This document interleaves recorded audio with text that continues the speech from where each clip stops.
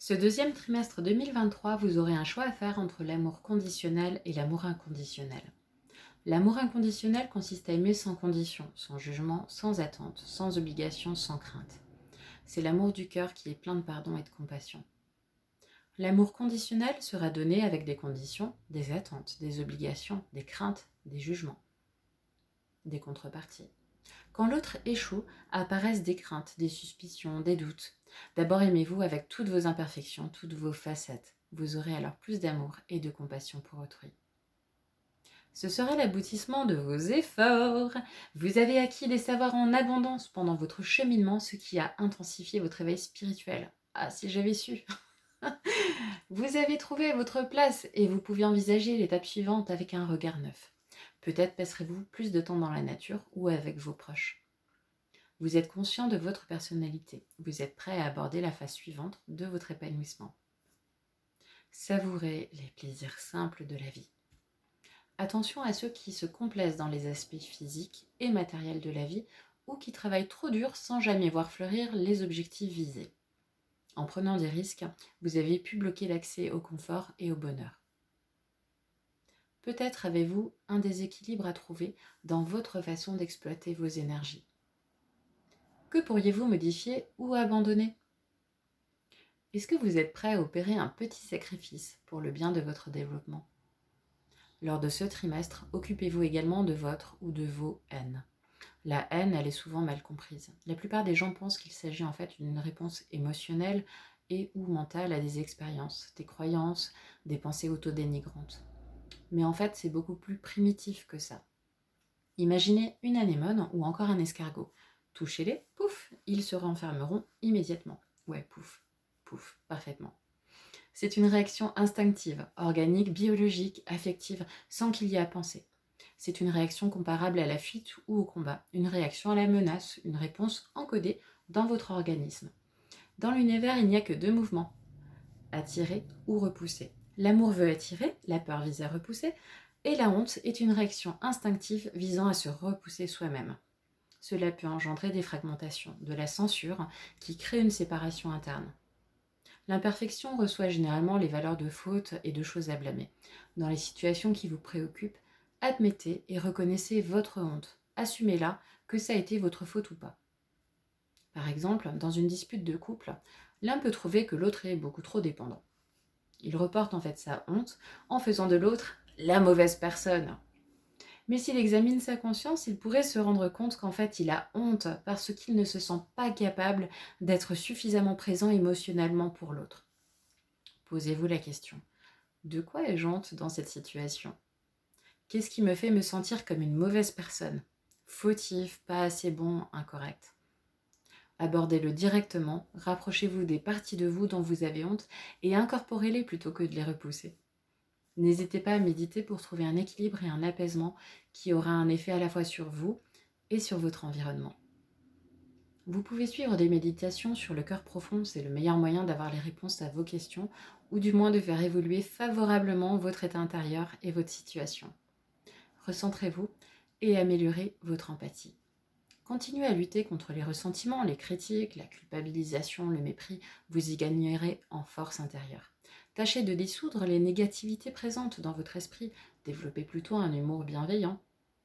Soyez vigilant à avoir une activité physique et une alimentation permettant de contribuer au contrôle de votre agressivité et aux tensions que vous vivez. Ouais, ça peut être induit par la nourriture.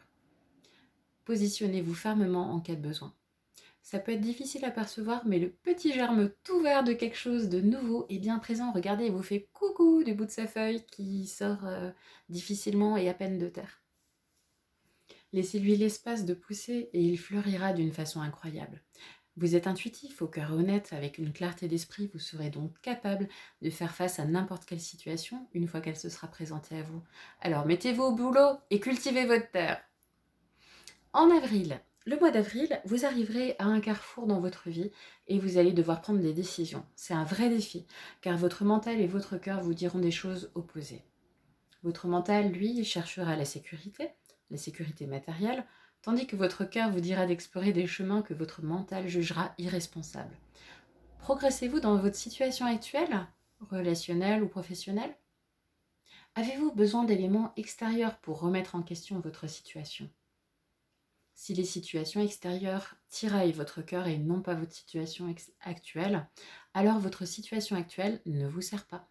Peut-être que vous y trouvez votre sécurité, mais votre cœur et votre âme ne s'y épanouissent pas. Elles ont soif d'autre chose. Et au fond, vous le savez bien. Alors pourquoi être prudent? Vous n'avez qu'une vie, ou du moins une seule vie à la fois. Ce peut être difficile de fermer certaines portes, mais faites confiance à votre boussole interne. Vous n'êtes pas seul et vous allez dans un endroit merveilleux. Soyez courageux et fidèle à vous-même. Vous avez un esprit dirigeant, social, puissant et vous attirez à vous toutes les personnes à l'esprit semblable au vôtre.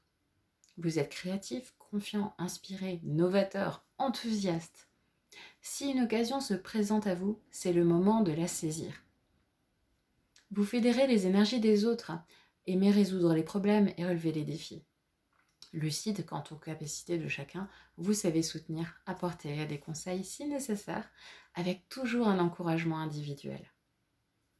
Si vous avez une personnalité forte, faites attention de ne pas paraître insensible aux yeux des autres. Peut-être avez-vous une énergie un peu trop pesante, une tendance à l'autorité ou au contrôle, des attentes ou normes exigeantes et sources de pression pour vous-même.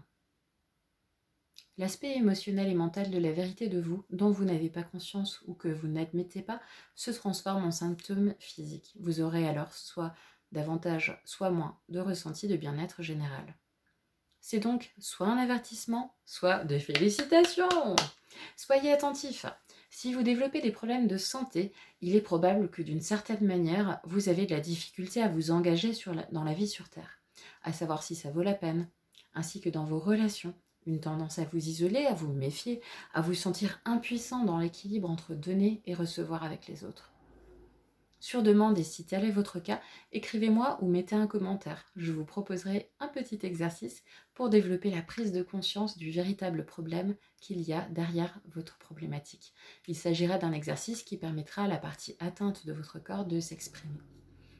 Envisagez d'adopter un rythme de vie plus proche de celui de la nature. Il est important d'instaurer un rythme, une attention, écoute et respect à l'égard de notre corps pour qu'il dispose de l'espace et du temps nécessaires à sa connexion avec les énergies de la nature. L'air de rien, il capte les vibrations encore intactes de la nature pour retrouver son équilibre. Certains empathes se reconnaîtront et captent également les émotions, les mémoires, les tensions et toutes sortes de choses de leur environnement. Le corps est une super antenne, c'est parfois pas simple à gérer. S'inscrire dans la démarche de retrouver un rythme plus proche de celui de la nature nous mène à plus de respect pour toutes les formes de vie. Vous préoccupez-vous plus de votre image que de ce que votre corps vit? Rides, cheveux gris, surpoids, coupe de cheveux. Autorisez-le à profiter de la vie, allongez-vous dans l'herbe, sentez le vent, la pluie, marchez en campagne. Trouvez une relation plus directe avec la nature et les animaux qui sont une source inépuisable d'énergie et d'équilibre. Le corps idéal promu par les médias est souvent difficile à atteindre et la société glorifie une esthétique conforme sous peine d'exclusion. Cet idéal est destiné à créer des frustrations entraînant de la consommation. Alors nous remontons, faisons transpirer, gavons ou privons notre corps, prenons des compléments, des substituts, mettons fin à une relation. Oui, certains font ça. Sans compter la dimension émotionnelle et psychique de ce déséquilibre ainsi que les conséquences sur notre santé globale. Quoi que vous souhaitiez, que cela existe ou non, tout peut arriver. Vous pouvez manifester une création sans limite, pourvu que ce soit dans un corps sain et naturel. Le mois de mai apporte avec lui l'énergie de l'élémentaliste. Une âme miroir vous envoie les reflets et aspects cachés de vous-même qui ont besoin d'être purifiés et équilibrés. Si vous élevez de la difficulté avec l'estime de vous, avec l'amour de vous, votre miroir réfléchira ces mêmes qualités et agira de façon à ce que les ombres cachées fassent surface. Vous rappelez-vous, enfant, l'adage de « tout ce que tu dis, c'est pour toi ». Eh bien voilà, vous allez vivre par moments la situation comme un vrai test, un vrai défi. Courage, elle est l'opportunité de réveiller et donc de voir vos blessures, vos blocages pour les dépasser et les guérir en sortant de vos mécanismes, de vos croyances, de vos schémas de pensée. Non, vous n'avez pas toujours raison. Vous remettez vos anciennes convictions en question. Cette phase vous permet de ne pas céder aux distractions, aux difficultés qui croisent votre route et vous aide à saisir votre plein potentiel. Vos véritables priorités seront révélées et ça vous pousse à relativiser tout le reste. Comment voulez-vous exploiter votre temps et vos talents à présent? Soyez ouvert aux opportunités, surtout si vous êtes en phase avec elles. Lâchez prise. Prenez-vous des choses pour acquises? Vous devez clore un chapitre. Portez sur votre futur un regard fort et optimiste. Vous êtes sur la bonne voie. Vous risquez d'être pris dans la surimpression aussi. Il s'agit d'un mécanisme d'adaptation lié à un manque de contrôle et un sentiment d'impuissance sur les événements pour préserver notre santé mentale et émotionnelle. Ça fonctionne de façon inconsciente, un peu comme les enfants dans leur jeu imaginaire, convaincus qu'ils sont le super-héros qui se bat contre les méchants, qui se trouvent être le chien. Le problème des surimpressions, c'est qu'elles nous coupent de la réalité en posant comme un calque par-dessus et nous empêchent de la voir. Nous nous engageons alors dans quelque chose de non réel et finalement, quand cette image s'atténue et se désagrège, on se retrouve pris dans une réalité qui se trouve être mais totalement à l'opposé de ce qu'on aurait choisi. Ce qui est particulièrement vrai dans les relations où nous voulons voir se concrétiser la vision que nous chérissons mentalement. Peut-être que nous voulons cette image de la famille parfaite, la famille idéale, qui nous donnerait un sentiment d'appartenance, de réussite, de proximité et de connexion. Notre engagement va envers cette image que nous voulons, ce qui est bon si nous la créons dans la réalité. Si cette image est ou devient une surimpression, nous ignorons tous les signaux d'alarme qui nous indiquent que la personne n'est pas compatible avec nous. Nous devenons alors des metteurs en scène et ça peut tourner littéralement au drame. Nous choisissons la personne qui a l'air le plus à même de jouer le rôle tel que nous l'imaginons dans la vision de notre vie idéale et nous embauchons l'acteur qui semble avoir le profil. Tout signe de confirmation nous convainc qu'elle est bien cette personne dans la réalité. Mais la vérité est différente et nous sommes amoureux du personnage et non pas de la vraie personne. Lorsqu'elle se rapproche du personnage, nous l'approuvons. Lorsqu'elle s'en éloigne, nous la désapprouvons et nous la critiquons pour qu'elle se remette dans la peau du personnage. Nous incarnons des personnages idéaux également. Lorsqu'on entre dans une relation de manière inauthentique, nous ne créons pas une relation dans la réalité. Sans voir cette surimpression, vous serez incapable de faire les bons choix et changements que vous voulez obtenir dans la réalité. Il est possible aussi que vous vous disiez maintenant que « Oh mais non, tout se déroule dans la réalité », alors qu'il s'agit en fait d'un fantasme dans lequel vous vivez pour ne pas avoir à faire face à cette réalité. Vous parviendrez à libérer vos entraves, vos fausses culpabilités, ressentiments, violences, qu'il est difficile de dépasser en temps normal. Une énergie de pardon vous accompagnera. Si cela vous parle, essayez de pardonner à une personne qui vous a causé du tort sans l'excuser pour autant. Ou alors, faites l'effort de demander pardon.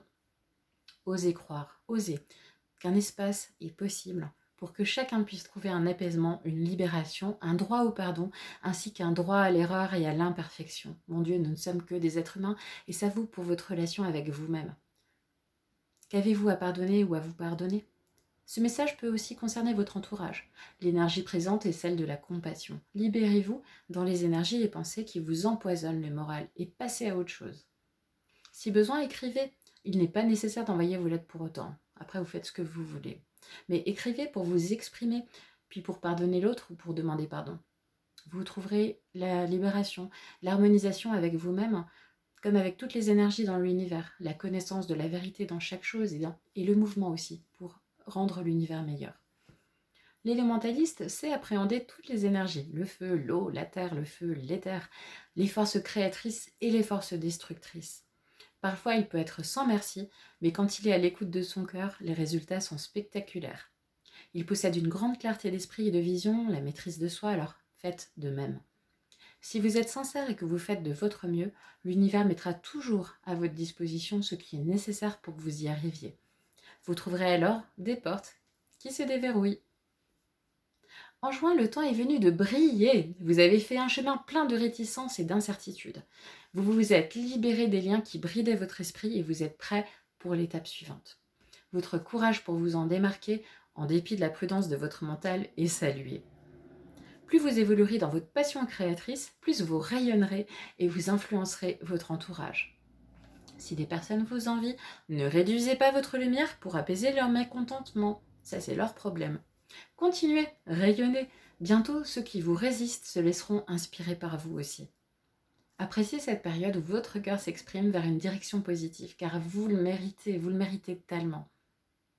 Un renouveau positif dans vos rencontres, dans vos visions, votre savoir spirituel est de mise. Ça peut annoncer l'arrivée d'une personne qui va changer le cours de votre vie en vous apportant sagesse et vérité. L'exploration est primordiale pour se découvrir, quitte à passer par des voies éducatives formelles comme marginales. Il est possible que vous ayez besoin de vous inscrire dans une nouvelle forme de conscience normalisée, spirituelle, dans les conventions d'un groupe. Si vous cherchez à redonner du sens à votre vie, réfléchissez à tout ce que vous voulez modifier dans votre quotidien et à ce que vous souhaitez découvrir. Qu'est-ce que vous apporte du bonheur ? Que pourriez-vous pratiquer pour vous épanouir physiquement, spirituellement, mentalement ? Certains d'entre vous pourront se sentir coincés dans une situation. Mais qu'est-ce qui vous bloque ? Êtes-vous fatigué ? Êtes-vous chamboulé ? Il est possible que vous éprouviez le besoin de vous éloigner d'une personne trop autoritaire ou dominatrice. Affirmez-vous, n'ayez pas peur, vous êtes capable de tout, il suffit de le vouloir. Avancez sans perdre votre confiance et votre sagesse, car vous en avez. Il faut que quelque chose se termine dans votre situation pour vous permettre d'aller là où vous voulez aller. Pour le moment, vous n'êtes peut-être pas capable de voir la valeur de cette fin et sa nécessité, ou alors vous refusez de la voir et vous y résistez. Mais permettez-la, elle fait partie de la vie, elle est nécessaire et inévitable, même si elle est douloureuse. Car les situations suivantes seront bien meilleures et vous en aurez de la gratitude. Lâchez prise, sinon vous souffrirez. Allez de l'avant et laissez les autres aussi aller de l'avant. De quoi avez-vous besoin pour permettre cette fin ? En juin, l'énergie du passeur se présente. C'est une énergie de partage, de complémentarité des caractéristiques, des différences, des richesses et des valeurs. Elle vous invite à ne pas attendre d'être parfait dans vos actes ou dans vos œuvres pour partager, car elle permet d'échanger les richesses autant pour celui qui offre que pour celui qui reçoit. Vous avez des choses à partager, sagesse, valeurs, expérience, maturité, même vos questionnements sont intéressants à partager. Soyez fiers du chemin déjà parcouru et valorisez vos savoir-être et vos savoir-faire. Évitez de vous focaliser sur ce qui ne va pas. Prenez confiance, vous êtes détenteur de plus de valeur que vous ne le pensez. Partagez pour co-construire et opposer un refus ferme aux critiques stériles et destructrices. Un autre message est possible si vous êtes parent ou si vous avez la charge d'une personne, alors peut-être avez-vous du mal à sortir d'un état fusionnel. Il est temps de lui faire plus confiance quant à sa capacité d'autonomie. Vous avez une profonde originalité, ne l'étouffez pas par peur de ne pas être à la hauteur ou conforme aux dictats de la société. La seule valeur n'est pas que commerciale ou médiatique. Nous connaissons tous des personnes dont les qualités professionnelles ou personnelles mériteraient d'être plus connues. Pour vous, c'est pareil. La valeur réelle de nos compétences réside dans leur partage. Il peut être difficile pour vous d'identifier vos forces. N'hésitez pas à faire appel à un ami ou à un coach et osez. Gardez cependant à l'esprit qu'une victoire coûte que coûte, sans prêter attention à notre entourage et à soi-même, n'est pas une victoire et peut coûter plus que cela n'apporte. Ce n'est jamais la bonne approche. L'ambition n'est bonne que si elle est constructive et collective. Encore une fois, mettez un like et partagez cette vidéo. Et la suite dans la prochaine. À tout à l'heure.